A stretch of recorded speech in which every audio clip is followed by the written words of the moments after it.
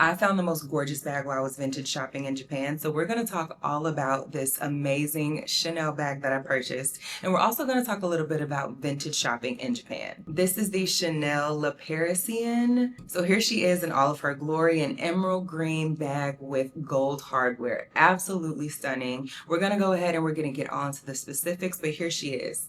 It is a top handle bag with a strap. Absolutely gorgeous. You can carry it just with the top handle, or you can use the strap if you like, but absolutely gorgeous. And I'm so happy to welcome her into my collection.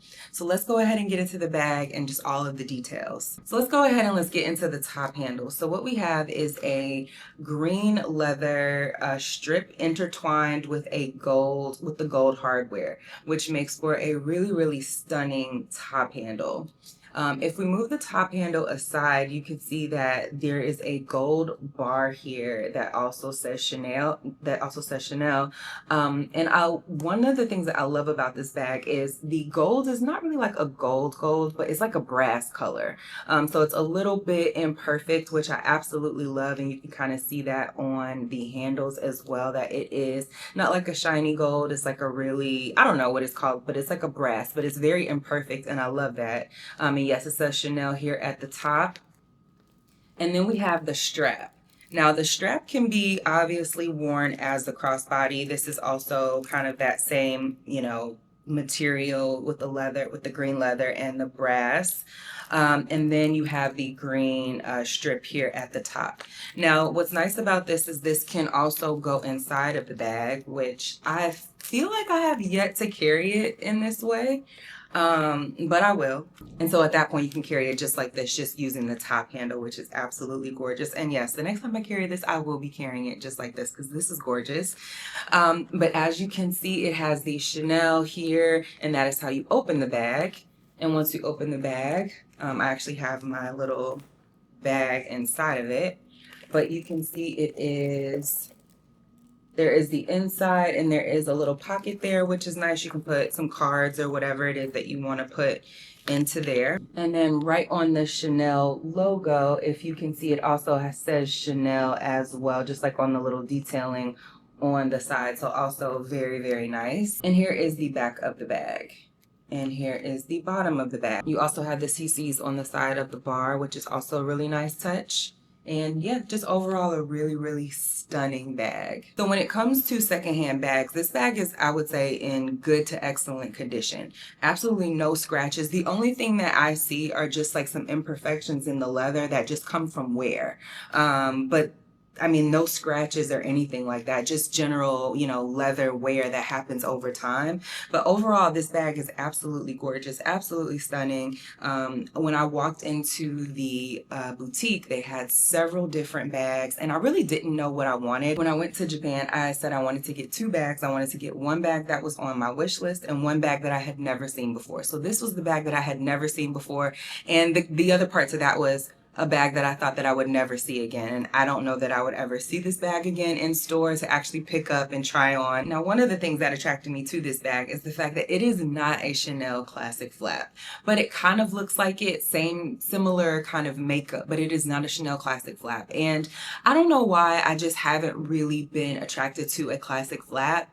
Don't throw tomatoes. But I love this bag because I think that it has its own personality, and I just love that it is a little bit different than what you traditionally see from a top handle bag that kind of looks like this. So that was one of the things that drew me to it. The other thing that drew me to it was the color. The color is absolutely stunning. The gold hardware against the green, kind of this like emerald green color. It was just absolutely stunning, and I just felt like this was a piece that I could not and did not want to pass up.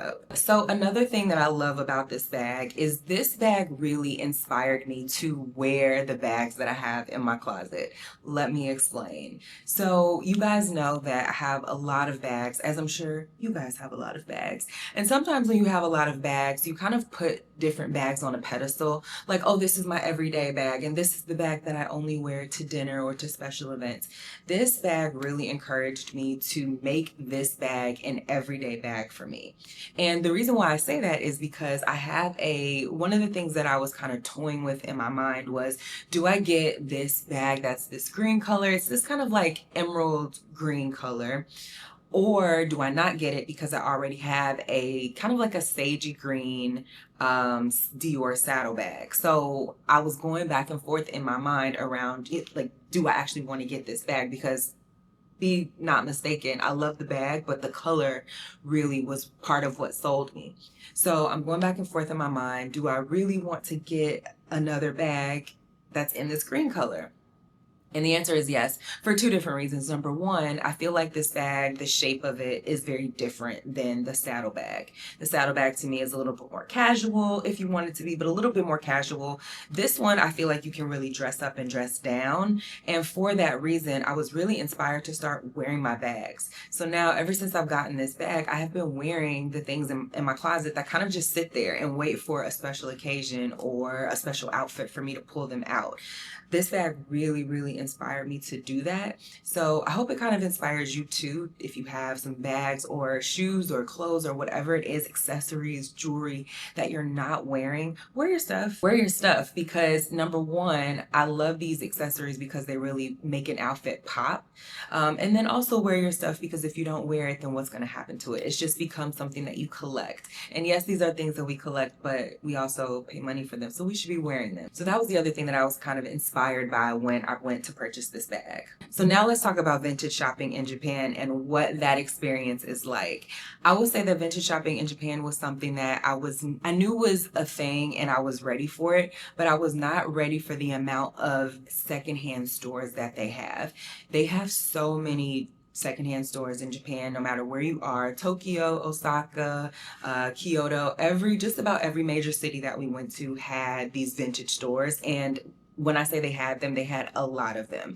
And when you get into the stores, they have so many different bags, clothes, jewelry. And again, this is not just for women. There's stuff for men too. I mean, some of these stores are massive. Some of them are a little much on the smaller and boutique side, but nonetheless, you really have to pop into each and every store to really see what they have, because there may be a store that has something like this bag that another store does not. Now, one tip I did get from TikTok was that if you are traveling to Japan and you are interested in the luxury market, secondhand luxury market, is to get outside of Tokyo. So I waited until we got to Osaka to do my purchasing, if you will.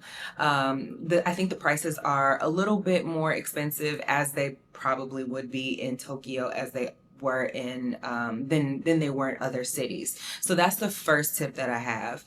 The second tip is to just look around first. Unless you go somewhere and they have exactly what you're looking for and you haven't seen it anywhere else, then I would definitely say grab it. But if you're kind of just like shopping and going from store to store, definitely take your time, because more than likely you'll probably be able to do some price matching. Again, unless you see something that is literally just like a one of one and you know that I'm not going to be able to find this anywhere else.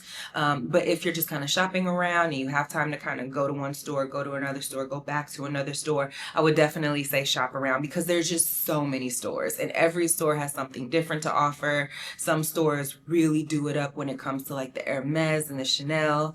Some stores really do it up when it comes to the Louis Vuitton. Some stores have it all. I mean, most stores have it all, but so many different stores have their specialty. So definitely do your due diligence. You know, I booked a few on my Apple Maps before I went, but of course when you get there, they're just stores galore. So definitely take your time if you can. Shop around. Don't take the first price is another piece of advice that I can give for you. Some boutiques will work with you on the price, others won't. I was able to kind of get them to work with me on this price just a little bit, to get it down a little bit. The other bag that I bought, I was not. So kind of a win there, kind of balances out a little bit. Another thing to remember is to bring your passport, because they have tax-free if you bring your passport. So that was another way to kind of get an extra savings off of whatever you purchase. And I think that's anywhere, in any store, and or in most stores, not just the secondhand stores in Japan. Let's talk about the condition of this bag. Like I said, it sits for me somewhere between like good and excellent.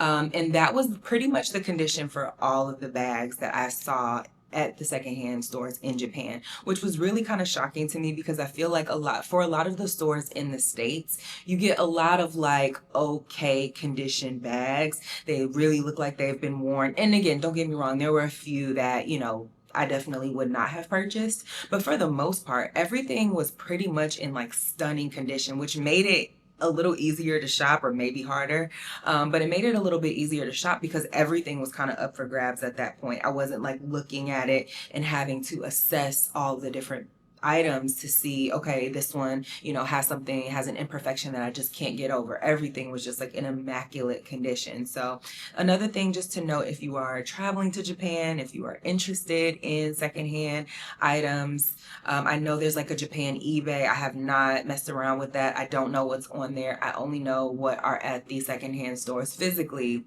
in Osaka, Kyoto, and Tokyo. So I hope this video inspired you to do some secondhand shopping if you haven't already. It is one of the best places to find what it is that you're looking for. A lot of times what we're looking for is either in a past season, or it's sold out, or it's just way too expensive. And so secondhand shops are a great way to get what it is that you are looking for and have just a bigger pool of options than what is at your local retailer at the time. And with that, I will see y'all in the next video.